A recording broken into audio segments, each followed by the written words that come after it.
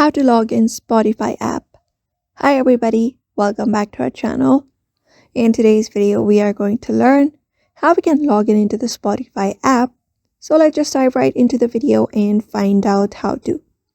So if you want to log in into Spotify, all you need to do is go ahead and download Spotify from your available device, from your available app store. And once that is done, just go ahead and open it up on your screen. Once you open it up, you should be finding the login screen like this.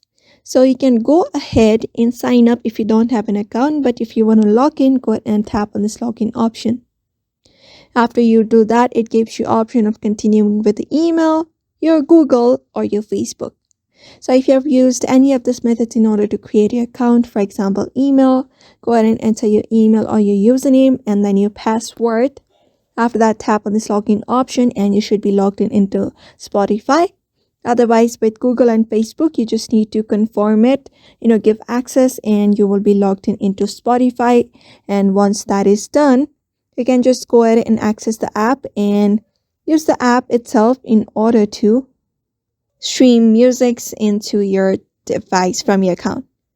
So that is how you log into Spotify app. So I hope this video was helpful and thank you for watching this video.